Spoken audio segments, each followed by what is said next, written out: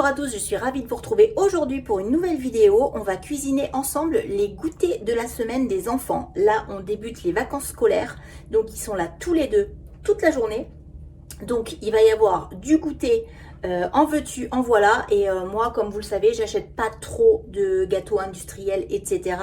Je préfère les faire moi-même. Donc là, il va falloir que j'assure toutes les semaines pour pouvoir satisfaire tout ce petit monde. Donc, je vais là essayer de faire suffisamment de goûter pour qu'il y en ait pour une semaine. Donc, j'ai décidé en tout premier de faire un banana bread aux pépites de chocolat et je pense que je rajouterai peut-être un petit peu de pommes dedans. Je vais voir en fonction de quand je vais le faire ce qui m'inspire ou pas, parce que c'est pareil, j'ai des pommes qui sont à passer dans le frigo parce que là maintenant c'est l'été, il fait chaud et tout, et j'ai plus envie de manger des pommes parce que des pommes j'en mange tout l'hiver, tout l'automne, tout l'hiver, tout le printemps. Donc là j'ai plus envie de pommes, mais le problème c'est que j'en ai encore une dizaine dans le bas du frigo qui sont en train vraiment de flétrir, donc il faut que je les passe. Donc je pense que je vais les passer comme ça en pâtisserie. Donc je mettrai peut-être de la pomme dans mon banana bread, ce qui fera encore un apport en fruits supplémentaires, ce qui n'est pas négligeable. Je vais également faire un cake chocolat framboise. Alors je ne l'ai jamais fait, ça va être une première, mais cette recette m'inspire un petit peu, puis je vais la pimper à ma manière comme d'habitude, parce que vous savez que moi je prends une recette de base et puis à la fin c'est plus du tout la recette que j'avais vue au début. Et je vais faire également des muffins. Donc je vais faire à la base des muffins tout simples, des petits muffins nature tout simples, et je vais en faire une autre partie de la pâte. C'est-à-dire que ma pâte à muffins, je vais la séparer en deux. Je vais faire des muffins nature et je vais faire des muffins au citron, parce que c'est pareil, j'ai des citrons à passer dans le frigo. Je mettrai que le jus du citron parce que ce sont des citrons qui ne sont pas bio. Donc je mettrai juste le jus, je ne mettrai pas le zeste parce que le zeste de citron pas bio, je sais pas, j'ai pas confiance. Donc je mettrai juste le jus histoire d'aromatiser un petit peu la pâte à muffin, saveur citron. Et comme ça j'aurai des goûters, je pense, pour la semaine. Normalement ça devrait être bon parce que moi j'ai deux petits ogres. Donc il faut que ça mange tout ce petit monde, mais il faut que ça mange des bonnes choses. Allez, on s'y met sans plus tarder. On va commencer par le banana bread. Alors pour mon banana bread, j'ai besoin de 150 g de farine semi-complète. J'ai essayé avec la farine complète, ça me fait un banana bread qui est un petit peu trop sec. Donc la semi-complète, franchement, se prête bien. J'ai 80 g d'amandes en poudre. Ça se marie aussi très bien avec la noisette en poudre. J'ai un sachet de levure chimique complet. Voilà pourquoi je fais un banana bread, parce que j'ai 3 bananes qui sont absolument au bout de leur vie, donc qui vont partir dans ce gâteau, mais qui, par la même occasion, vont m'apporter vraiment un bon goût sucré, parce que il n'y a pas du tout de sucre ajouté dans cette recette. J'ai 60 ml de lait. Je vais mettre un petit peu d'arôme vanille. J'ai 100 g de beurre que je veux faire fondre à la casserole parce que je suis la spécialiste pour faire exploser le beurre dans le micro-ondes. J'ai un nouveau micro-ondes, je n'arrive pas du tout à l'apprivoiser quand il s'agit de faire fondre le beurre, donc je ne vais pas prendre de risque, je vais le mettre à la casserole. 2 œufs et en garniture, je vais ajouter donc du 4 épices. Je vais ajouter ces 2 petites pommes.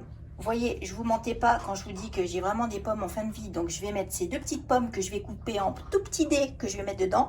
Et là, j'ai à peu près 50 g de chocolat pâtissier. Pareil, que j'ai coupé en petits morceaux et que je vais rajouter dedans. Donc là, en fait, c'est bête comme chou. Il suffit simplement de tout mélanger. Réduire, bien sûr, les bananes en purée. Et ensuite, on mélange tout.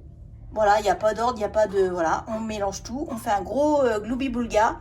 On rajoute nos petites pommes en dés, notre 4 épices selon le goût. Hein, comme moi, je vais mettre l'équivalent peut-être d'une petite cuillère à café. Après, c'est selon les goûts. Mon chocolat, après, vous pouvez mettre ce que vous voulez dedans. Si vous voulez faire un banana bread tout simple, et ben en fait, vous ne mettez ni chocolat, ni pommes, ni 4 épices. Vous faites un banana bread tout à fait classique. Voilà, moi, ce sera ça pour voilà, passer mes fruits abîmés et puis faire les goûters des enfants.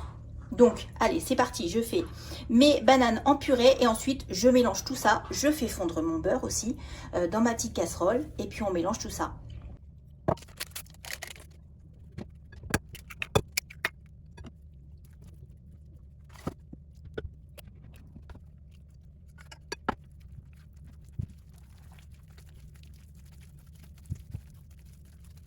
Alors là, on pourrait tout à fait s'arrêter là, l'enfourner et déjà, ça nous ferait un très très bon gâteau.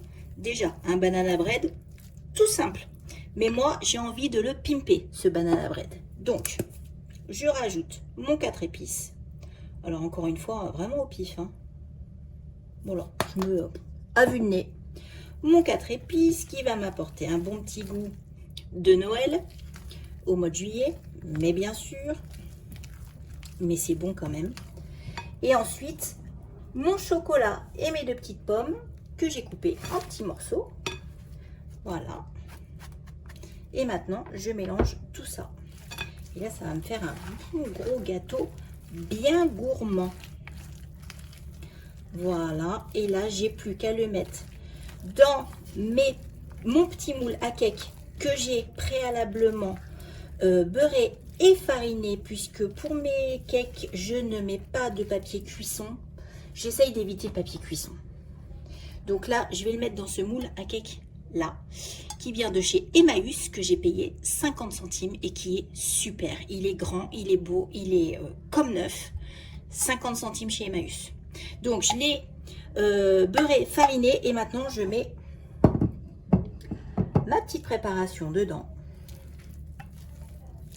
Et je vais pouvoir lancer la préparation de mon deuxième cake.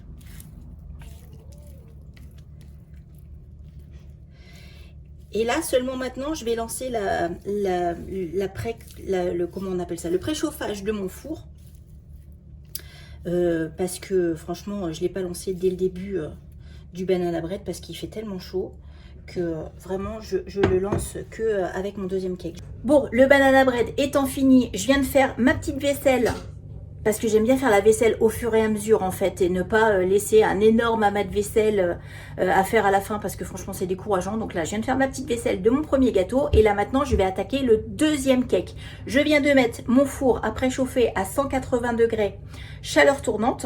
Donc là on va faire le cake framboise chocolat. Donc comme je vous le disais tout à l'heure, c'est une première pour moi, je ne l'ai jamais fait. Autant le banana bread, il est rodé de chez Rodé parce que je le fais très souvent. Autant là, ça va être vraiment une expérience qui, je pense, sera bonne puisque franchement, il n'y a pas de raison que ce ne le soit pas. Donc, je vous montre les ingrédients de suite pour faire ce petit cake. Alors, on va avoir besoin de 150 g de farine. Donc là, j'ai pas pris de risque, j'ai pris de la farine T65. On va avoir besoin d'un sachet de levure chimique entier. Un yaourt nature, alors moi j'ai que des yaourts à la grecque, donc je vais mettre un yaourt à la grecque. 50 g de sucre, moi j'ai pris de la cassonade parce que je préfère la cassonade, donc voilà, 50 g de cassonade, 3 œufs, de l'arôme vanille, 100 g de beurre que je vais refaire fondre dans ma casserole, des framboises, alors j'ai pris au pif, ce sont des framboises surgelées, j'ai pris au pif, et là j'ai à peu près 50 g de chocolat noir pâtissier. Donc je vais commencer par faire fondre mon beurre et ensuite je vais mélanger tous les ingrédients et à la fin je rajouterai mes framboises et mon chocolat.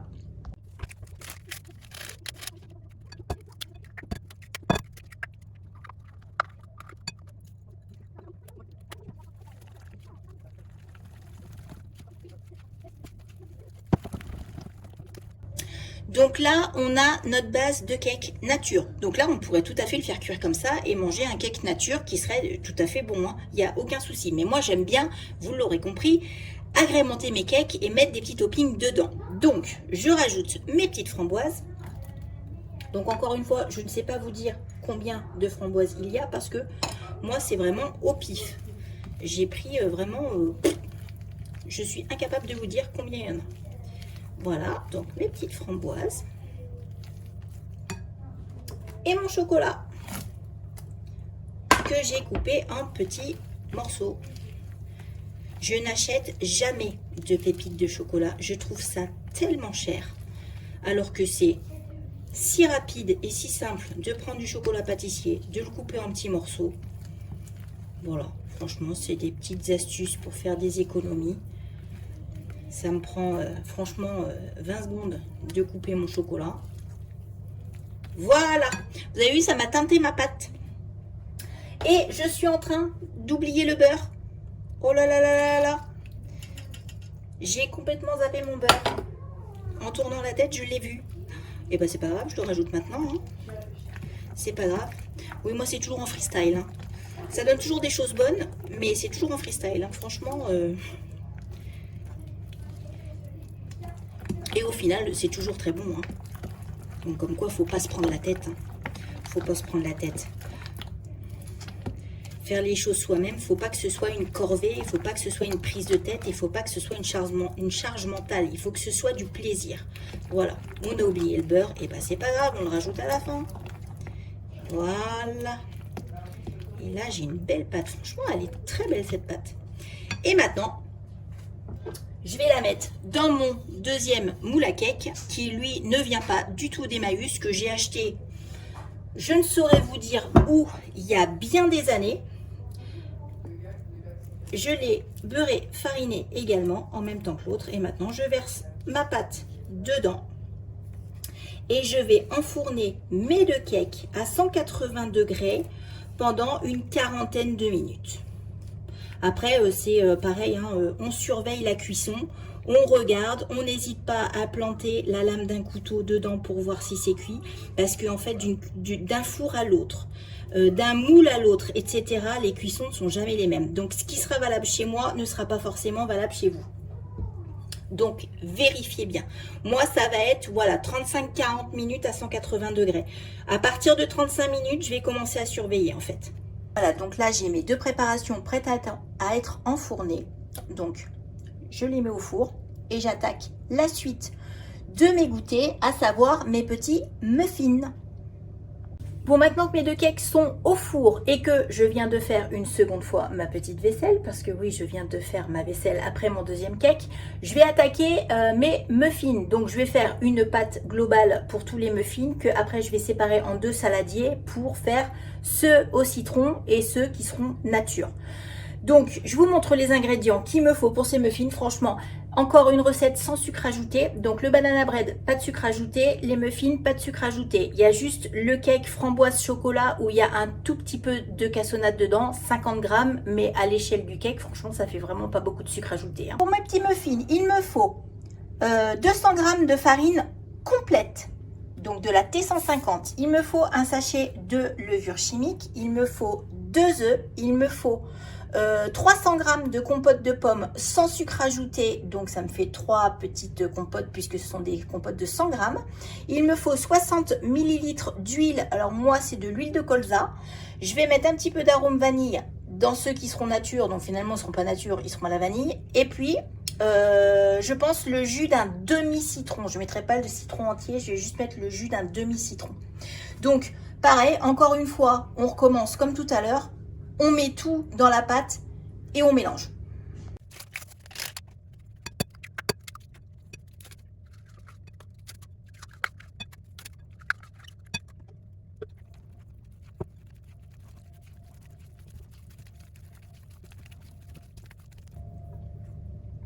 Donc là, j'ai mélangé ma pâte. Maintenant, je vais la séparer en deux. Donc, j'ai pris un deuxième petit saladier et je vais en mettre à peu près la moitié. Voilà, vraiment à peu près, hein. La moitié dedans. Donc celle-ci, je vais y mettre un demi-jus de citron et l'autre, je vais y mettre juste un petit peu d'arôme vanille. Voilà, au pif.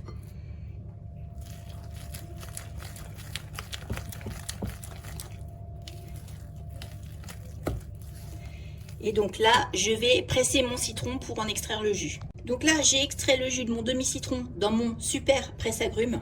Ce presse-agrumes date d'avant ma naissance. Je l'ai toujours connu et j'ai demandé à ma maman qu'elle me le donne. Donc quand j'étais petite, on faisait des jus d'orange avec ce presse-agrumes, voilà, en plastique des années 70 qui certainement a plein de mauvaises choses dedans. Mais voilà, c'est sentimental. Donc je verse mon jus de citron dans ma pâte et je mélange et je mélange et je mélange. Et là, je vais avoir ma pâte pour faire mes petits muffins au citron. Donc encore une fois, comme je vous disais, j'ai pas pris le zeste du citron parce qu'ils ne sont pas bio et du coup, j'ai pas confiance. Du coup, il me reste mon autre moitié de citron. Et ça, je vais le presser dans mon super presse-agrumes et je vais le mettre dans de l'eau bien fraîche qui est au frigo et ça fera une petite eau citronnée pour la soirée. Ce sera très agréable. Une petite eau un petit peu acide avec un petit peu de vitamine C dedans, mine de rien. Et ce sera très agréable avec les chaleurs qu'il fait.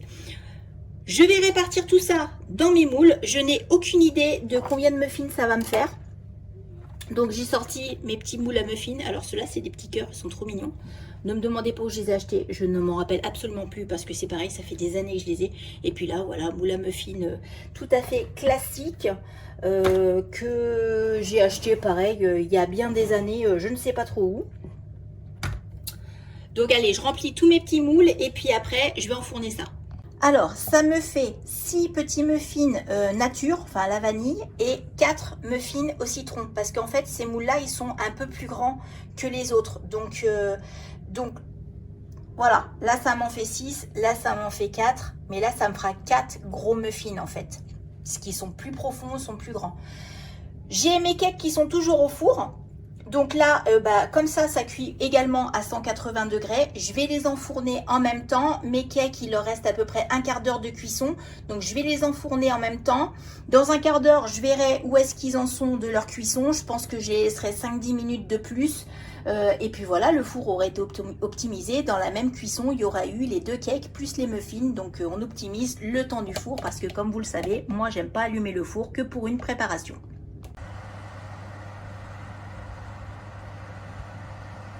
Alors, ça y est, tout est cuit. Donc, mon banana bread, ici même. Mon gâteau chocolat framboise, ici même. Mes petits muffins au citron. Et mes petits muffins à la vanille. Tout est cuit. Donc maintenant, il faut que ça refroidisse. Parce que là, je viens juste de les sortir du four. Ils sont bouillants. Donc là, je vais laisser tout ça refroidir et je vais ensuite les démouler et les préparer pour en congeler une partie, en couper en morceaux une autre partie pour les prochains goûters. On se retrouve beaucoup plus tard, il est 19h30, j'ai démoulé mes petites préparations. J'ai commencé à les couper parce que je voulais vous montrer comment c'était à l'intérieur. Ils sont très très beaux, ils sont hyper moelleux, franchement. Par contre là, ils sont pas encore tout à fait froids, ils sont à peine tièdes, mais avant de mettre toute la partie au congélateur et de mettre toute l'autre partie en boîte, je vais continuer à les laisser refroidir jusqu'à, je pense, au moins 21h. Mais je voulais quand même, avant de clôturer cette vidéo, vous montrer l'intérieur de ces petites merveilles. Alors ici, vous avez les petits muffins qui sont en train de refroidir tranquillement. Donc, ils sont bien moelleux. Donc ça, c'est ceux au citron. Et puis là, ceux à la vanille. Voilà, ça va être très très bon. Ici, nous avons notre joli cake chocolat framboise. Il est très très beau. Pareil, bien moelleux. Il est vraiment très très beau. Vous voyez, magnifique. Et ici, notre banana bread à la pomme. Voilà, puisque j'ai rajouté de la pomme dedans. D'ailleurs, on la voit bien la pomme là, avec le chocolat. Pareil, on est sur du super moelleux. Voilà, ils sont super beaux. Donc là, on a une semaine de goûter sans aucun problème. Alors, les muffins, je vais en garder, je pense, 4. Le reste, ça va partir au congélateur. Et je les sortirai au fur et à mesure. Là, le gâteau à la framboise, je vais en garder une petite moitié, tout comme le banana bread, une petite moitié que je vais couper en tranches et que je vais mettre dans une boîte hermétique. Et l'autre moitié, je vais la couper en tranches également, mais que je vais mettre dans des sacs congélation et que je vais congeler comme ça. Au fur et à mesure des goûters, on sortira les tranches dont on a besoin. Et voilà, une semaine de goûter avec que des bonnes choses dedans.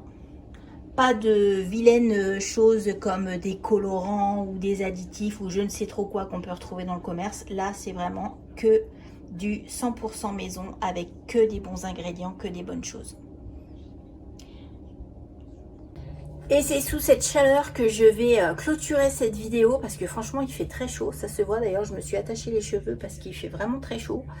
Et en plus avec le four qui a tourné, même si j'ai tout mis en une seule fournée, bah, le four a quand même tourné. Donc là, Il fait quand même bien chaud. Bon, il est 19h30, je vais ouvrir les fenêtres en grand et la fraîcheur va commencer à arriver maintenant.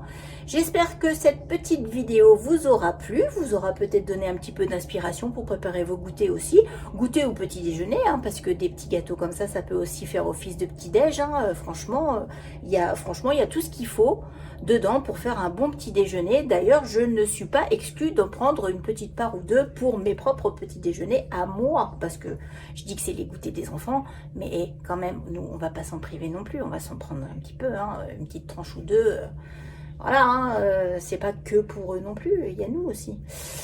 J'espère que cette vidéo vous aura plu, vous aura donné un petit peu d'inspiration. Dites-moi s'il y a des recettes que vous refaites, des recettes qui vous ont plu. Et puis, on se retrouve très vite dans une prochaine vidéo. On n'oublie pas, on like, on s'abonne, on laisse un petit commentaire. Je vous fais des gros bisous et je vous dis à très vite dans une prochaine vidéo. Bye!